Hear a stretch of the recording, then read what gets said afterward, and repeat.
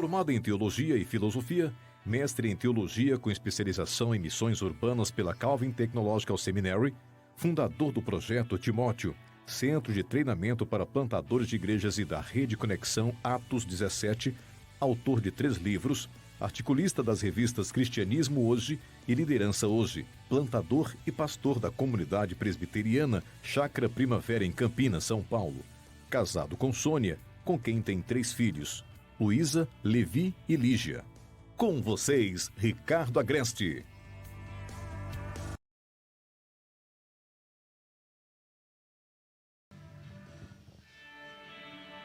Eu estava dando um abraço aqui no pastor Ricardo, dizendo, eu tenho acompanhado há alguns anos o Centro de Treinamento de Plantadores de Igrejas, né, que o pastor Ricardo, como vocês ouviram ali, é um dos fundadores, e tem abençoado muito a minha vida. Eu tenho levado alguns colegas para estar ali, e eu vou pedir para o pastor Antônio Neto, que é o pastor aqui de Mangabeira, em João Pessoa, e eu vou pedir que ele também tem nos ajudado tanto, né, irmãos, com os vídeos. Ele tem feito aí o trabalho dos 28 artigos que tem abençoado tanto a nossa denominação, está no nosso canal do YouTube, que ele orasse por esse momento do pastor Ricardo Agreste.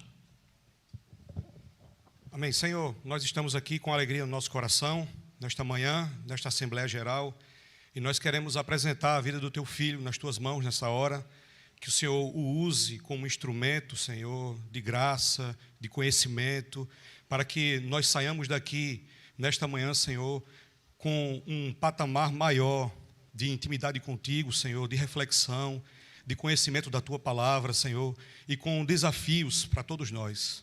Te peço que o Senhor também use, Senhor, o Teu Filho para abençoar a nossa denominação como um todo, não só através desses delegados que estão aqui hoje pela manhã, mas aqueles também que estão nos acompanhando, Senhor, através da transmissão, e também aqueles que ainda vão assistir posteriormente. Que o Senhor ajude-nos, Senhor, a aproveitar, Senhor, este conhecimento que o Senhor deu ao Teu Filho para poder, Senhor, fazer o Teu reino crescer aqui neste mundo. É isso que nós te pedimos, Pai, nesta manhã, em nome de Jesus Cristo. Amém.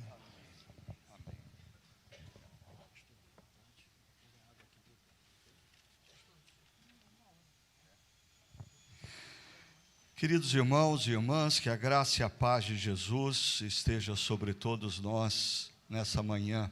Amém? Deixa eu começar falando um pouquinho da minha história. Eu costumo dizer que a gente precisa aprender a ouvir a história das pessoas. Quando a gente escuta as histórias, fica muito mais fácil compreender os conceitos e as atitudes das pessoas. Vocês que pastoreiam sabem disso. Se você avalia a pessoa pelo que ela fala ou pelo que ela faz, e você não conhece a história dela, muitas vezes você comete equívocos, né? Mas eu vou fazer a minha história curta, senão eu não tenho tempo a falar nada aqui, porque depois, quando você tem quase 58 anos, semana que vem eu completo 58 anos de idade, aí a gente tem mais passado que futuro, né? Então é muita coisa para falar, então eu vou dar uma abreviada. Em 1997, depois de um tempo pastoreando na periferia de São Paulo e estudando, fazendo meu mestrado nos Estados Unidos, eu retornei para a cidade de Campinas a convite da minha denominação para ser professor do seminário. Aquilo era o céu na terra. Você ter hora para começar, hora para terminar, e a sua única missão era ler livro, preparar a aula e apresentar. Puxa vida! Durante 4 anos eu vivi essa realidade, mas paralelamente eu cometi um equívoco, humanamente falando, que me tirou dessa zona de conforto, quando uma professora do seminário pediu para eu começar a estudar a Bíblia com um grupo de pessoas na casa dela que queriam entender melhor Jesus e o que é a espiritualidade cristã a partir de Jesus. E eu comecei em maio de 97 a estudar a Bíblia com um grupo de pessoas, e aí está o problema. Esse grupo cresceu, 3 anos depois nós tínhamos mais de 100 pessoas naquela casa, uma casa muito grande, numa região nobre da cidade de Campinas, E eu tinha um seríssimo problema para resolver, porque mais de 90% daquelas pessoas nunca haviam pisado numa igreja evangélica e bem possivelmente não iriam para uma convencional, seja uma tradicional, com seus hinos, senta, levanta, vamos colocar em pé para a leitura da palavra, tá? Vamos colocar em pé para cantar o hino de número 12, podei-vos assentar. Assim, por sinal, é o único lugar na face da terra que se usa a segunda pessoa do plural. Já percebeu? Na igreja, ninguém mais usa a segunda pessoa do plural. Podei-vos assentar, né? É mais assustador ainda quando o não cristão entra na igreja e assim percebe que quando a pessoa sobe no púlpito, a voz engrossa. Ele fala, eu estava conversando com esse cara, ele fala de maneira normal. Quando ele sobe no púlpito, o Senhor está no seu santo templo, curve-se diante dele toda a terra. As pessoas não entendem direito e também elas não se adaptariam ao modelo mais pop gospel de igrejas, aonde tem aquele tradicional líder de banda de louvor, nada contra líder de banda de louvor, mas quando começa o culto, ele fala, vamos colocar em pé, todo mundo, vamos lá, passinho para a direita, passinho para a esquerda, batendo palma, vamos lá, cantando assim, E aí o cara que nunca pisou numa igreja, primeiro, ele não sabe a letra, ele não sabe a melodia e ainda já tem que entrar com a coreografia. Então, assim, o cara fica desesperado. Então, é interessante, mas a gente nunca para pensar que talvez a razão pela qual os não crentes não vêm à igreja é a própria igreja. É a igreja. Eu conheço muitos não crentes que querem Jesus. Eles querem Jesus. Mas eles não querem a igreja, pelo menos como ela existe. Eu sei, isso nos incomoda. Mas talvez aqui esteja a primeira grande barreira para a revitalização de uma igreja local e de uma denominação.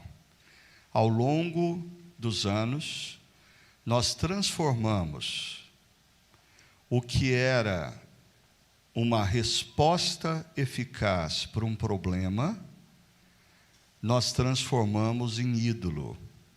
E nós passamos a servir aquele ídolo e não mais o Senhor que nos enviou em missão. Deixa eu explicar isso para você.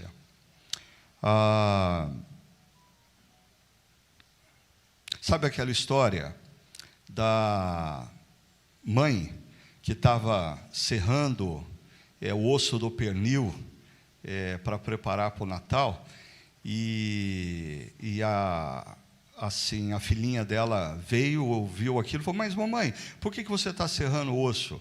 Aí a mãe falou assim, esse é um segredo de família, você está esperto, mas acho que está na hora de você aprender. Quando a gente serra o osso do pernil, o pernil fica mais macio, fica mais saboroso. A menininha achou meio estranho a história e perguntou para a mãe, mas com quem você aprendeu isso? Com a minha mãe, com a sua avó. Aí, quando ela estava na casa da avó, ela, mais do que depressa, perguntou, vó, a mamãe disse que a gente serra o osso do pernil para tornar ele mais tenro, mais saboroso, é verdade? Aí a avó virou para a netinha e falou assim, você está ficando esperta, sua mãe já passou o segredo de família para você, né? Ela falou, mas com quem que você aprendeu? Ela falou, com a sua bisavó. E aí ela correu lá no quarto da bisavó, a bisavó estava assistindo a novelinha dela, e a menininha falou assim, bisa, é verdade que quando a gente serra o osso do pernil, o pernil fica mais saboroso e mais macio? A bisavó olhou para ela assim, por cima do óculos, falou, quem falou essa bobagem para você?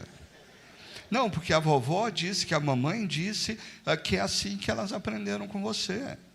E a bisavó falou assim, não, assim, lá no sítio que a gente morava, tinha um forno a lenha, e o pernil não entrava com osso, então a gente serrava o osso, para poder botar o pernil dentro do forno, simples assim. Você já parou para pensar por que a maioria das nossas igrejas se reúnem às 9 horas da manhã? Porque quando o evangelho chega no Brasil, boa parte das pessoas são pequenos produtores rurais. E era o tempo exato de acordar, pegar os ovos das galinhas, tirar o leite da vaca, se arrumar e ir para a igreja. Pergunta: alguém aqui tem vaca e galinha no quintal? Mas ontem o pastor Márcio nos desafiou a ter igrejas na cidade. E a pergunta é: as nossas igrejas são da cidade? Ou as nossas igrejas são pequenos redutos rurais na cidade? E aí a gente não consegue falar a linguagem das pessoas. Aí a gente não consegue entender as pessoas. Então, voltando agora a 2001, foi quando, diante daquele grupo de pessoas, eu e mais 4 casais, nós entendemos que Deus estava nos convidando, nos desafiando para começarmos uma nova igreja na cidade. E a gente queria começar uma nova igreja, mas com uma visão muito clara. Nós não queríamos alcançar crentes insatisfeitos, nem pessoas que eram de outras igrejas. Nós queríamos alcançar pessoas que não estavam sendo alcançadas pelas igrejas que já existiam na cidade. E foi assim que começou a Chácara Primavera. Uma igreja que normalmente, quando o crente de outra igreja ia, não gostava, e isso era um bom sinal para a gente. E quando o não crente ia, ele dizia: puxa vida, eu não sabia que tinha igreja assim. Isso é igreja mesmo? E ele não só voltava, mas ele trazia os amigos. E assim a igreja foi crescendo, até que assim chegou um determinado momento, era uma comunidade, ou se tornou uma comunidade significativa ali na cidade, mas paralelamente a tudo isso, jovens pastores começaram a ver o que nós estávamos fazendo, e eles passaram a se aproximar e dizer: eu também quero fazer isso. E hoje tem muita gente falando de plantação de igreja, várias organizações que vieram dos Estados Unidos falar de plantação de igreja, mas naquela época absolutamente ninguém falava de plantação de igreja. Então eu tinha 2 amigos que nós resolvemos visitar os seminários em algumas cidades do Brasil para falar sobre plantação de igreja, mas ninguém queria ouvir sobre plantação de igreja. Então, assim, a gente botava dinheiro no próprio bolso para viajar e chegava no seminário, eu tinha lá uns gato pingado, 10, 12 estudantes ouvindo o que a gente estava falando de plantação de igreja, e mesmo assim você percebia os caras bocejando e tal, né? Mas Deus começou a levantar uma geração de jovens que queriam plantar novas igrejas. E daí surgiu um movimento através do CTPI, Centro de Treinamento de Plantadores de Igreja, e hoje a gente trabalha com a rede Ressurgência, que envolve mais de 70 diferentes igrejas de diferentes denominações, unidas, não doutrinariamente, unidas com uma visão. Plantar igrejas é a melhor forma de cumprirmos a grande comissão. Igrejas que são plantadas de maneira correta, elas alcançam muito mais facilmente os não crentes, porque elas não precisam lidar com pendências, elas não precisam lidar com a Dona Maria que gosta da música desse tipo, com o seu João que acha que o culto tem que ser assim. Novas igrejas, elas podem focar no não cristão, e elas alcançam com mais facilidade os não cristãos. Segunda coisa, novas igrejas revitalizam a denominação. Vocês estão falando de revitalização aqui. Por quê? Porque novas igrejas funcionam como uma espécie de laboratório.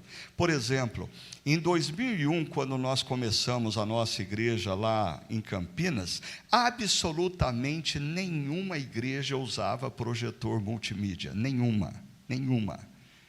Nem durante o louvor, muito menos durante a pregação. E nós começamos a usar. E aí as igrejas começaram a nos criticar. O que é isso que está acontecendo? Naquela igreja o pessoal não leva mais Bíblia nem inário, está tudo projetado, os crentes vão deixar de ler a Bíblia porque não leva mais a Bíblia na igreja. Para com isso. Assim, a gente tem que até reformular a maneira como a gente fala esse negócio que, por favor, abram suas Bíblias. Não, por favor, peguem os seus celulares, abram o aplicativo com a sua Bíblia. Mudou a coisa. A gente ficar medindo a pessoa. Eu sou do tempo que na escola bíblica dominical, a gente contava quem trouxe Bíblia. Levante. Aí, 1, 2, 3, 4. Relatório. Né? Presentes, 18. Bíblias, 20. Tinha mais Bíblia do que gente. Porque isso dava pontos. Tem gente que está dando risada porque lembra desse tempo. Né? Aquele tempo que se você faltasse 3 vezes seguidas, você saía, o seu nome era tirado da lista de presença. E para você voltar para a lista de presença, você tinha que vir 3 vezes seguidas. Né? E se você trouxesse um visitante, você ganhava um ponto também. Né? Qual classe teve mais visitantes? Gente, o mundo mudou. O mundo mudou. E aí, quando nós começamos a usar o projetor multimídia e nas pregações eu passei a interagir com as imagens, com o texto, aí foi muito interessante, porque assim, anos mais tarde, um presbítero de uma igreja que criticava a gente veio nos visitar e assim, gostou da pregação, dava até para ele dar umas cochiladas, quando ele acordava, por causa dos pontos, ele não perdia a lógica, dava até para dar umas pescadas, e ele conseguia acompanhar o sermão. Aí ele volta para a igreja dele, na reunião lá do conselho, e fala, pastor, por que a gente não usa aqui o projetor? Pastor, por que o senhor não usa na pregação? E a igreja começou a usar. Então, é interessante como a plantação de novas igrejas funcionam como um laboratório de ideias que a gente jamais conseguiria implementar de cara numa igreja com 70, 80, 100 anos. Mas, quando as pessoas em igrejas de 70, 80, 90, 100 anos veem o que está acontecendo numa nova igreja, com o passar do tempo eles começam a se entreolhar e dizer, por que não? Por que não? E a igreja na cidade é revitalizada através da plantação de novas igrejas. A denominação é revitalizada através da plantação de novas igrejas. Agora, eu não vou falar de plantação de novas igrejas. Então, assim eu cheguei até aqui, com esse histórico. Eu vou falar de revitalização de igrejas nesse período pós-pandemia. Eu vou precisar do meu amigo que está lá atrás com o dedo, enquanto eu falo, ele vai exercer o poder do dedo. Está aqui?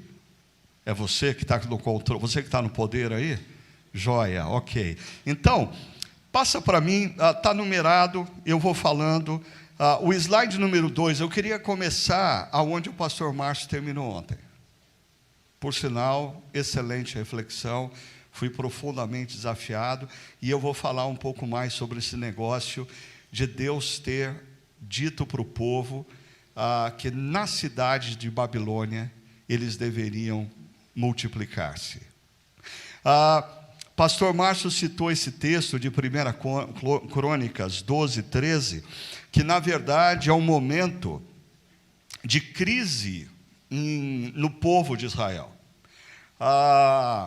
Saul e o descendente direto ao trono, Jonatas, morreram numa batalha. Davi foi feito rei por 2,5 tribos. E as demais tribos não sabem o que fazer. E aí surge uma tribo, a tribo de Issacar, que sacaram a coisa. Eles sacaram a coisa. Eles perceberam o mover de Deus. Eu estou estudando agora, na minha comunidade o livro de Eclesiastes. A gente tem falado sobre viver, não é sobreviver tudo junto, é sobre viver e não se perder. E uma das dicas que Eclesiastes dá para mim, está lá no capítulo 3, quando diz que há tempo para tudo debaixo dos céus. E o nosso papel, como cristãos, deveria, o tempo todo, a gente fazer a seguinte pergunta: o que Deus está fazendo na minha vida nesse exato momento? O problema é que a maioria dos cristãos vivem como não cristãos. Então, quando termina um ano, eles fazem os propósitos do ano novo, dizendo o que eu vou fazer, o que eu quero fazer, o que eu quero alcançar nesse ano. Desculpa, inverte a pergunta. O que Deus está fazendo? Eu acho que pastores e líderes de igreja, eles deveriam perceber que a missão deles diante de uma comunidade local não é criar ondas. Deixa eu explicar isso. Porque assim, um pastor vai para uma conferência, volta, o povo fala, subiu uma onda. Todo mundo vai para cá, agora a gente vai ter que fazer isso. Aí o pastor vai para uma outra conferência, mudou a onda. Não, todo mundo para a esquerda agora, para cá. E chega um momento, a igreja está cansada, porque cada livro que o pastor lê é uma onda que sobe. Deixa eu tentar mudar esse cenário. Nós, pastores e líderes, não somos criadores de onda. Nós somos surfistas. Deus levanta as ondas. E o nosso papel como pastores e líderes é perceber o que Deus está fazendo na história. Perceber o que Deus está fazendo na história. E mover aqueles que nós lideramos na direção do que Deus está fazendo. Quando nós fazemos isso, é muito mais fácil. Eu costumo dizer que quando a gente faz isso, é igual porta de aeroporto. Quando você está chegando, ela abre sozinha. Agora, quando você lê um livro, quando você participa de uma conferência, você quer colocar, literalmente, como diz o ditado popular, goela abaixo as suas ideias, você fere a igreja, você machuca a igreja, você gera resistência, quando não, divisão na própria comunidade local. E eu acho que nós estamos vivendo um momento, por favor, próximo slide, que nós precisamos fazer essa pergunta: o que Deus está fazendo na história? Essa imagem eu usei num programa de mentoria que eu fiz com pastores pela internet, lá pelo, acho que foi o segundo semestre da pandemia, e que eu dizia para eles o seguinte: quando a pandemia começou, fase 1, pegando uma analogia do hemisfério norte, do inverno rigoroso de neve, quando a pandemia começou, nós achávamos que era fase 1, uma tempestade. Quem já viveu no hemisfério norte sabe que quando tem tempestade de neve, fecha escola, fecha comércio, ninguém pode sair na rua, porque é perigoso, o carro não tem aderência nas pistas. Então, eu me lembro quando, na sexta-feira, não sei se dia 12 ou 13 de março de 2021, o prefeito da cidade, que frequentava a nossa igreja, ligou para mim às 8 horas da noite e falou assim: pastor, eu estou te ligando porque o secretário da saúde do município vai fechar absolutamente tudo a partir da 0 hora de hoje. Falei, como assim? Inclusive as igrejas, nós não vamos poder nos reunir presencialmente no domingo. Eu peguei e convoquei meus presbíteros pela internet e disse: gente, vai acontecer isso. A gente começou a pensar no que fazer. 11 horas da noite a gente estava reunido com a liderança da área de adoração, da área de recepção, do pessoal da comunicação, para avisar todo mundo. Varamos à meia-noite, tentando reorganizar a igreja para o domingo. Mas a gente pensava, no fundo, que aquilo ia ser por 2 domingos, 3 domingos, daí tudo voltava à normalidade. Com o passar do tempo, a gente percebeu que não era uma tempestade de neve. A gente começou a achar que era um inverno, fase 2. Vai levar 3, 4 meses. Para fazer curto uma história longa, que foi a pandemia, com o passar do tempo a gente percebeu que a gente não estava nem numa tempestade, nem no inverno. A gente tinha entrado na era do gelo. Assim, a minha comunidade, nós fechamos as portas em março de 2021 e fomos ter o nosso primeiro encontro público em agosto de 2022, quase 1 ano e meio depois. Durante o tempo da pandemia, eu sonhei com um tipo de retorno. Eu até falei num dos encontros virtuais com a minha comunidade, que assim, quando a gente retornasse, ia ser igual o Salmo 126, nós ficamos como quem sonha, Deus restaurou a nossa sorte, imagina, a gente vai se reunir, a gente vai ter todo mundo lá, a gente vai ser... Que nada. As igrejas abriram e o povo não voltou. No começo a gente achou assim, não, isso aqui é passageiro. Eu não sei se você já caiu a ficha. Algo mudou drasticamente. Algo mudou drasticamente. Próximo slide, por favor. A Covid-19, ela acelerou processos de transformação tecnológica. Por exemplo, foi espetacular ver a minha mãe, com seus 84 anos de idade, aprender a lidar com o Zoom. Né? Antes da pandemia, uma pessoa de 84, não, ele não quer... Ela fazia reunião de oração com as amigas dela, ela dirigia grupo pequeno, ela ficou melhor do que eu no Zoom. Assim, ela conhece umas ferramentas do Zoom lá que eu não conheço. Educação à distância, da minha denominação, eu sei que a denominação de vocês é diferente, bem diferente da minha, muito melhor do que a minha, mas assim, na minha denominação, a maior resistência para curso de formação pastoral à distância. Não pode. Veio a pandemia, a gente descobriu que pode.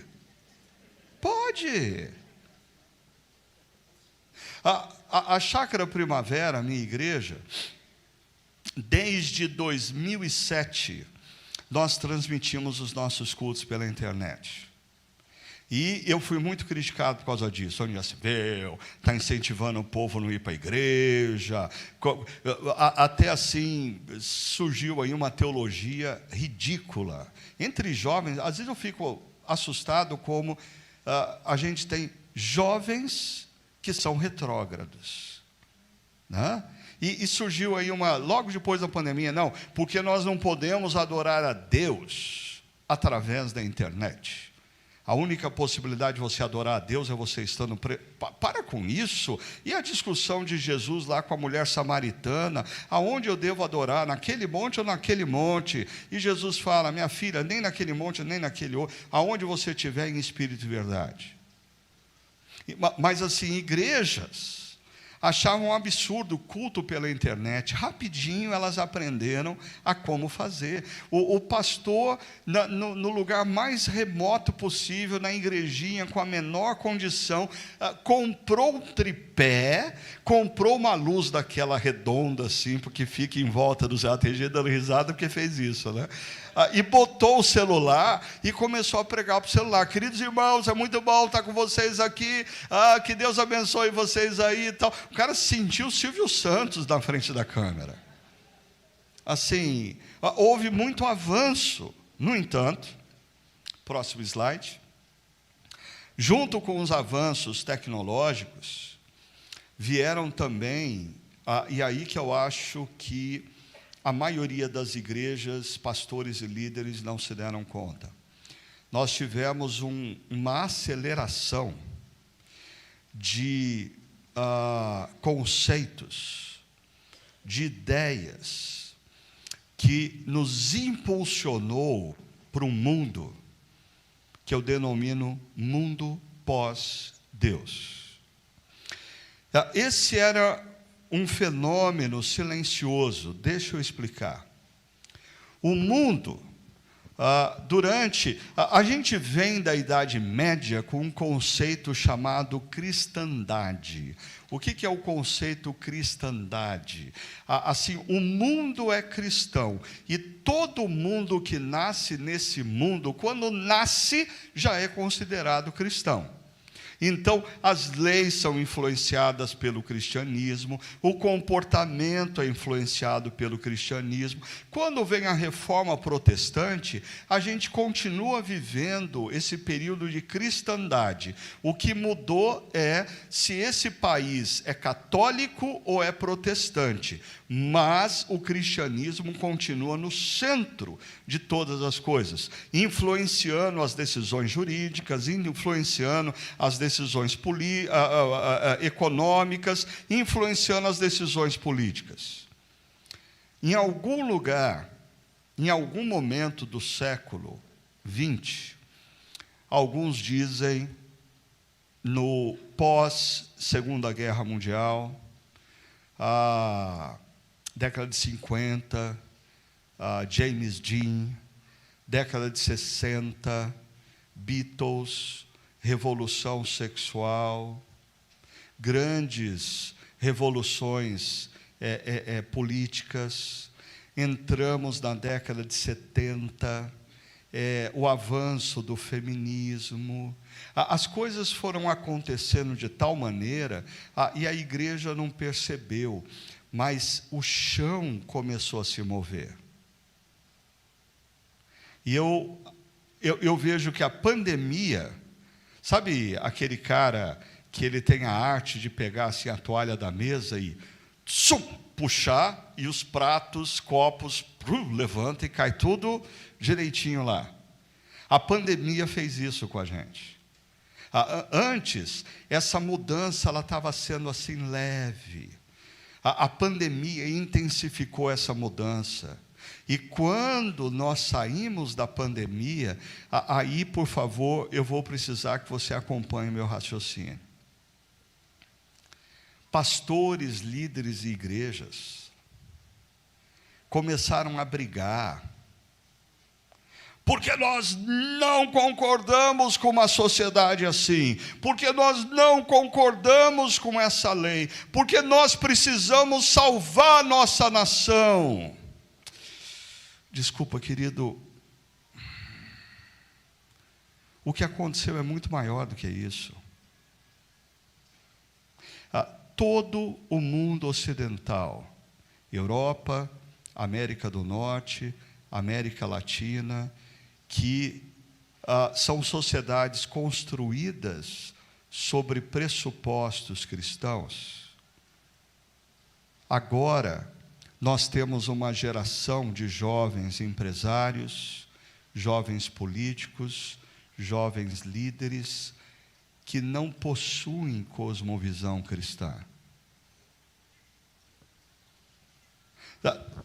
Deixa eu dar um exemplo bíblico para você entender melhor o que eu estou querendo dizer. Por favor. Eu chamo de fé no exílio. Eu acho que parte do problema das nossas igrejas reside no fato de que o mundo mudou drasticamente e a maioria dos pastores e líderes não estão se dando conta disso. E a gente vai ter que aprender a viver a fé no exílio. O que eu chamo de fé no exílio? Antes, nós vivíamos a fé num mundo que, apesar dos evangélicos serem minoria, os conceitos cristãos estavam por toda parte na sociedade. Deixa eu lembrar vocês da minha infância. Quando eu tinha 8, 9 anos de idade, e a gente ia para a igreja, eu sentia vergonha, porque assim, a gente ia para a igreja com a Bíblia debaixo do braço e ficava no ponto de ônibus, e nós éramos as únicas famílias com Bíblia debaixo do braço, e todo mundo ficava olhando. Primeiro dia de escola, eu tenho um trauma de primeiro dia na escola, assim, sempre quando ia começar o ano, a professora mandava a gente levantar do lado da carteira, falar o nome e a religião. E quando eu falava, Ricardo, eu sou crente, eu ouvia aquele barulho assim, brrr, todo mundo da classe virando para trás, para saber quem era o crente. Nós éramos minoria. Mas era interessante, a família que morava do lado da gente, apesar de não ser crente, se você batesse na porta e falasse assim, você crê em Deus? Sim. Você crê que a Bíblia é a palavra de Deus? Sim. Você crê que Jesus é o Filho de Deus? Sim. Você crê que é certo você casar e manter uma relação só com a sua esposa? Sim. Você crê que é certo o jovem esperar o casamento para ter relação sexual? Sim. Hoje, quem mora do seu lado é evangélico. Você bate na porta e diz, você crê em Deus? Depende do seu conceito de Deus. Você crê que a Bíblia é a palavra de Deus? Não, aí é radicalismo. Você tem que entender que a Bíblia é um livro, é uma coletânea literária. A Bíblia tem a palavra de Deus, mas não é a palavra de Deus. Você crê que a família... Não, eu acho que assim, Deus nos criou para ser feliz. Se você não está sendo feliz no casamento, você tem que tomar uma decisão sobre isso. Sexo fora do casamento antes, caramba, peraí, você tem que rever os seus... O cara é crente. Por quê? Porque nesse descolamento, o exemplo bíblico que eu sempre dou é de Daniel. Daniel, ele era um jovem do século 6, e ele vivia a fé em Judá. E a cultura de Judá era altamente marcada e formatada pela Torá. Então, o povo de Judá podia não seguir fielmente a Torá, mas aonde Daniel fosse, todo mundo concordava que a Torá é a lei.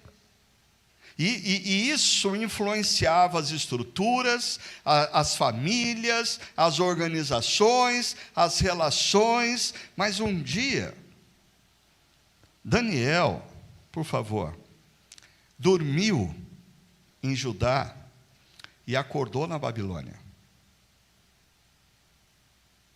E na Babilônia, ninguém nem sabe o que é Torá. Na Babilônia, ninguém sabe o que são 10 mandamentos. Na Babilônia, ninguém nunca leu Gênesis 1.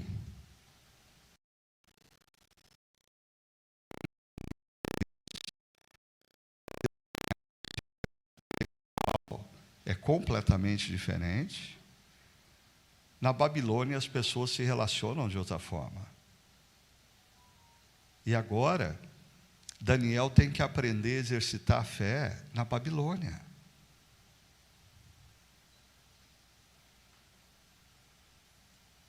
Você está com frio na barriga, né? Bem-vindo à Babilônia. Mas toma cuidado com uma coisa. A Babilônia na Bíblia, ela é uma cidade, Jeremias 29, que o pastor Márcio nos ensinou. E quando o povo estava na Babilônia, assim, talvez existissem 2 movimentos naturais. Um grupo falava assim, nós precisamos fazer de tudo para voltar para Judá, não dá para viver aqui, nós temos que voltar para Judá. E um outro grupo talvez diria assim, bom, já que a gente está na Babilônia, a gente não tem o que fazer a não ser esperar o tempo de Deus para voltar para ajudar. E Jeremias 29, Deus fala, nenhum nem outro. Eu coloquei vocês na Babilônia. Eu coloquei vocês na Babilônia. E vocês têm que ser sal da terra e luz do mundo, não onde vocês querem, mas aonde eu quero. É interessante que por muitos anos a igreja viveu essa concepção em missões transculturais. Deus chamou fulano para ir para o mundo muçulmano, e ele dá o testemunho, irmãos, não é a minha opção, é a opção de Deus. Aí o pessoal da família, os amigos falam, cara, mas você está doido, o mundo muçulmano é ruim demais, você vai correr riscos, você não vai poder exercitar a sua fé com liberdade. Não, mas Deus me mandou. Sabe o que Deus fez com essa mudança cultural? Deus deslocou a igreja para um campo missionário. Já que a igreja não vai para o campo missionário, Deus trouxe o campo missionário para envolver a igreja. Nós estamos cercados, na cultura atual, pelo que alguns chamam de neopaganismo. Não adianta você achar que as coisas vão mudar se nós elegermos 51% do Congresso Nacional de cristãos. Para começo de conversa, eles não são tão cristãos como você pensa. Não vai acontecer isso. Por quê? Porque nós cremos num Deus que está acima de tudo e de todos, inclusive dos reis. E quem nos trouxe para a Babilônia foi Deus. O nosso papel é ser sal da terra e luz do mundo, nessa nova realidade. Isso é fácil? Não. Mas começa pelos pastores e líderes perceberem e reconhecerem que a cultura mudou. E por favor, não se iludam com esse negócio de que nós no Brasil temos 35% de evangélicos. Não se iluda com isso. Se eu pegar esses 35%, eu diria 30%. São pessoas tomadas por uma teologia disfuncional, chamada teologia da prosperidade, aonde não existe redentor, ou existe, o grande redentor é o dinheiro e o sucesso. Ainda dentro desses 30%, nós temos igrejas tomadas pela uma outra teologia disfuncional, que é a teologia da autoajuda. É como se Deus existe para eles, Deus existe para ajudá-los, e eles querem vir todo domingo e ouvir Deus falando a favor deles, nunca contra. Sobrou 5%. Desses 5%, a grande maioria são crentes entorpecidos, adormecidos nas suas igrejinhas, que não estão fazendo diferença nenhuma na sociedade. Nós somos minoria. Se você disser, eu quero viver um cristianismo saudável nessa terra, eu quero plantar uma igreja saudável nessa terra, eu quero fazer diferença nessa terra, como sal da terra e luz do mundo, você é minoria. Nós precisamos aprender o que significa ser cristão no mundo não cristão. E deixa eu ver se você pega no tranco. Essa é a primeira vez que nós estamos experimentando isso, viver o cristianismo no mundo não cristão. Nós, da nossa geração. Porque quando você pega o século I e as viagens do apóstolo Paulo, os irmãos e irmãs de Éfeso viviam o cristianismo numa cidade não cristã. Os irmãos de Corinto viviam o cristianismo numa cidade não cristã. Os irmãos de Atenas viviam o cristianismo numa cidade não cristã. E é isso que está difícil para a gente perceber. Agora, se isso é verdade, primeiro, eu acho que a igreja tem pela frente momentos difíceis. Igrejas vão morrer. Igrejas vão morrer porque não vão perceber essa mudança. Igrejas vão morrer porque vão continuar brigando por picuinha, quando o inimigo do lado de fora é imensamente maior do que a gente. Imensamente maior. Não, eu não estou sendo contraditório ao que Jesus diz, eu estou dizendo, sociologicamente falando, nós somos minoria, assim, o inimigo detém a mídia, o inimigo detém as decisões políticas, o inimigo detém a economia, assim, e isso não tem a ver com esquerda e direita, por favor, eu não estou falando de esquerda e direita. Eu estou falando de cultura secularizada que foi gradativamente tirando a influência cristã de todas as áreas da sociedade. E hoje, quando você está assistindo com o seu filho um desenho animado, você pula no sofá quando você vê coisa... Meu Deus, o que é isso? Bem-vindo à Babilônia. E você vai ter que aprender a ser cristão nesse contexto. Já que eu citei crianças, filhos, eu tenho dito para os pais da minha comunidade, olha, pais e mães sempre tiveram que participar da criação e da formação espiritual dos seus filhos, mas você vai ter que fazer hora extra, e se você não fizer a lição de casa, você vai derramar lágrimas, porque você vai perder o seu filho e a sua filha. Eles vão ser engolidos por essa cultura. Não é a igreja que vai formá-los, é você. A igreja é sua parceira na formação das crianças, mas você é o responsável.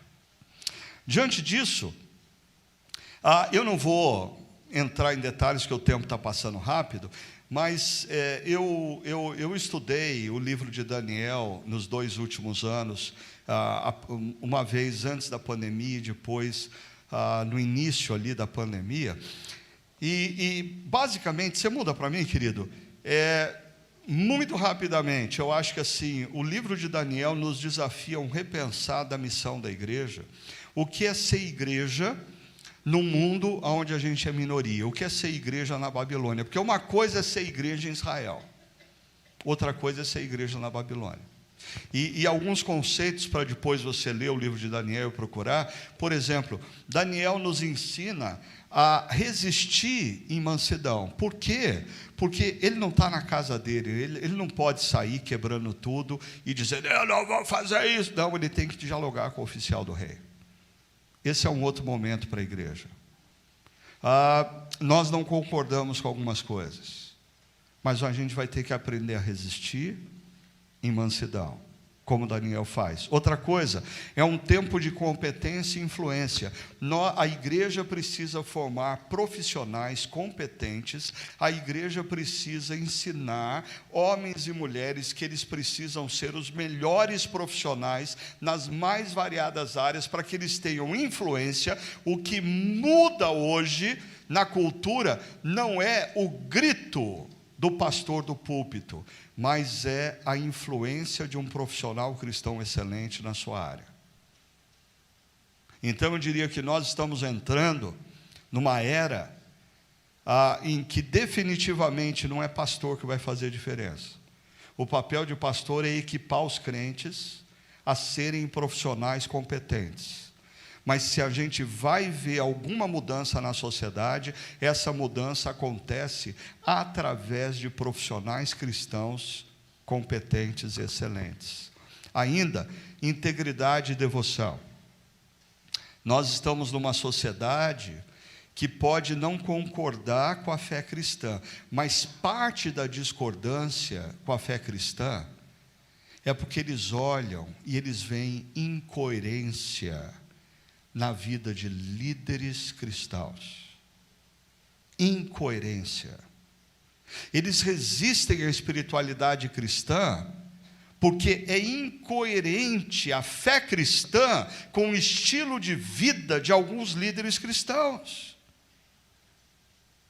Nós precisamos resgatar e tomar cuidado com a integridade e a devoção, e ainda, nós precisamos resgatar na nossa fé o fato de que, por muitos anos, nós desenvolvemos a seguinte teologia: Jesus nos mandou ao mundo para ser sal da terra e luz do mundo.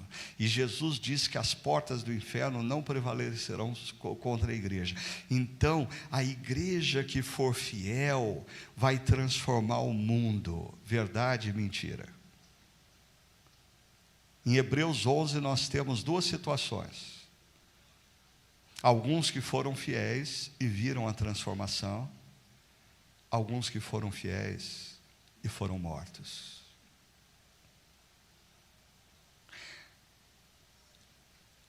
Nos bancos das nossas igrejas, nós temos cristãos capazes de morrer pela fé.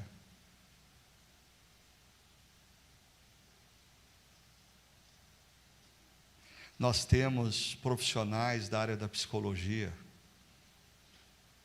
prontos a perderem a licença para exercer a sua profissão, por não concordarem ou não fazerem algumas coisas. Nós temos médicos prontos a perder a sua carteira para exercício da medicina, porque se nega a fazer algumas coisas. Nós temos advogados. É interessante quando a gente lê Apocalipse, um dos problemas que a igreja do primeiro século está enfrentando, basicamente é o seguinte: o cara era pescador e antes de sair à pesca ele tinha que se reunir com os amigos para fazer um culto ao Deus da pesca. Ele dizia: não vou fazer. Os amigos diziam: então você não vai entrar no barco com a gente. E aquele cara perdia a profissão dele. E ele passava fome. Assim, perseguições, elas são muito mais sutis do que a gente possa imaginar. E a pergunta é se nós temos qualidade de discípulos. Você muda para mim, por favor? Pode mudar 2 vezes, mais uma. A gente precisa fazer discípulos, mas fazer discípulos para esse mundo.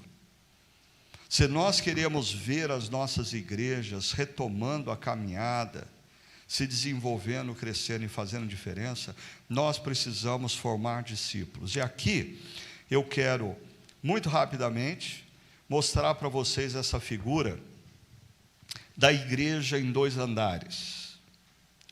O primeiro andar na igreja é esse por onde as pessoas são atraídas. E tem 4 P's: pastor, programas, pessoas e prédios. Deixa eu falar uma coisa para vocês, pastores. Nós vivemos num mundo em que pessoas, antes de virem à igreja por causa de Jesus, elas vão vir por causa de você. É assim, nós estamos num mundo onde pessoas não seguem organizações, pessoas seguem pessoas. Essa é a lógica da rede social. Os maiores influenciadores não são organizações, são pessoas. Pessoas seguem pessoas. Então, se o pastor não for um cara que fala bem, que tem conteúdo e que acresce na vida das pessoas, o povo não vai vir. Mas o povo tem que vir porque domingo é dia de adorar a Deus. Desculpa, esse mundo mudou. Nós estamos na Babilônia. E na Babilônia, pastores precisam falar bem, precisam ter conteúdo bom, precisam terminar um sermão e a pessoa cutucar a esposa e falar assim: domingo que vem a gente tem que trazer fulano aqui. Ou a pessoa terminou o sermão, o cara pensa assim: puxa vida, eu estava planejando ir para a praia domingo que vem, mas eu não posso perder a próxima parte desse sermão. Programas. A gente estava falando de crianças. Igrejas precisam ter programas consistentes para crianças e adolescentes. Os melhores programas. Um dia, e eu estou aqui falando de uma coisa, a escola bíblica dominical foi o método mais avançado de ensino que existia no Brasil. O que aconteceu com a igreja? O que aconteceu com a igreja? Programas. Pessoas vêm para a igreja por causa do pastor, por causa dos programas, por causa de pessoas, porque tem amigos. O segredo para o crescimento da igreja é rede de relacionamentos. É rede de... Pessoas trazem... Você pode colocar propaganda na internet, você pode colocar outdoor na esquina, você pode fazer papelzinho e mandar distribuir de casa em casa. Pare e pensa você. Você não vai num lugar porque você viu um outdoor ou porque você resolveu receber um papelzinho. Via de regra, por que você vai num restaurante? Porque um amigo fala assim para você: cara, você já foi naquele restaurante? Não fui. Rapaz, você tem que ir. É bom lá. Sabe como pessoas vêm para a igreja? Porque amigos convidam para vir de maneira empolgada. Mas e quando os crentes não estão empolgados com a igreja? Aí você não tem visitante. E aí talvez você tenha que voltar, antes de você criticar os crentes, você tem que voltar ao primeiro P, o pastor. Eu estou fazendo algo que faz as pessoas pensarem: eu preciso trazer meus amigos aqui. Programas. O que nós fazemos faz as pessoas falarem: uau, aquela igreja tem um programa para crianças que eu preciso ir lá.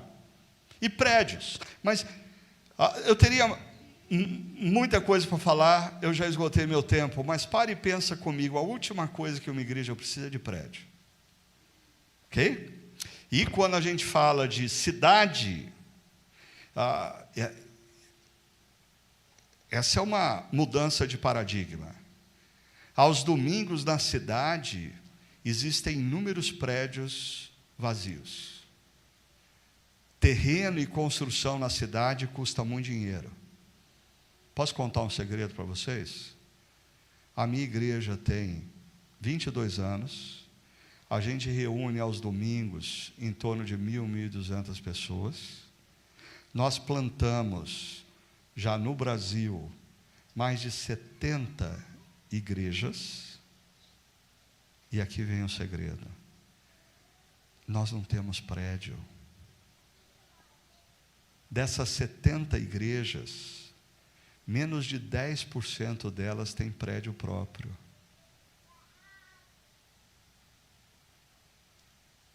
É a última coisa que a gente precisa. Mas agora vem o pulo do gato. O grande problema é que se você ficar no andar de baixo, o que você vai ter são consumidores. Eles vêm para consumir pastor, eles vêm para consumir sermão, eles vêm para consumir louvor, eles vêm para consumir programa, eles vêm para consumir relacionamentos. Você precisa, muda para mim por favor, fazer esse povo mudar para o andar de cima. E o andar de cima é quando você ensina para esse povo que o propósito, a igreja não existe para os de dentro, a igreja existe para os de fora. E para mim essa é a ideia, que duas coisas são imprescindíveis para a revitalização da igreja. Duas coisas. Se você esquecer tudo que eu falei, guarda essas duas coisas. Duas coisas são imprescindíveis para a revitalização da igreja. Primeiro, o pastor, o líder, precisa voltar a se apaixonar pelo chamado dele. Se você tem um pastor e líder que perdeu a paixão, como diz o apóstolo Paulo a Timóteo, não deixa a chama apagar. Mas se a chama apagou, você pode gastar o dinheiro que você quiser, construir templo novo, botar o programa que você quiser, e aquela igreja não vai ser revitalizada. Primeira coisa, um pastor com a chama acesa. Segundo, uma igreja, um povo que redescobre que a igreja existe para os de fora, não para eles. Dietrich Bonhoeffer tem uma frase famosa que ele diz: a igreja só é igreja quando é para os de fora. E quando você faz discípulos, e esses discípulos se conscientizam acerca dessa verdade, por favor. O que aconteceu aí? Eu deixei. Toca aí mais uma vez. Fazer ao vivo essas coisas, sim. Você tem que... Aí, chegou. Quando você faz discípulos, o povo vem ao domingo para ser equipado pelo pastor, pelos programas, para manter comunhão com os irmãos, para usufruir do prédio, mas sai em missão. Sai para falar para os seus amigos, amigas e parentes: venham e vejam. Venham e vejam o que Jesus está fazendo na minha vida, o que o Evangelho está fazendo na minha vida. E aí, quando essas pessoas são impactadas por uma igreja que tem um pastor falando de maneira relevante, tem programas significativos, tem pessoas empolgadas, tem estrutura física agradável, essas pessoas vêm e trazem os seus amigos no próximo domingo, e gradativamente você vai ver o quê? A igreja nascendo de novo. Por quê? Porque o seu pastor reacendeu a chama. E porque o povo redescobriu que a igreja não existe para eles. A igreja existe para os de fora. Que Deus abençoe vocês. Que Deus os conduza nesse novo e desafiante momento da nossa história. Amém? Obrigado, queridos.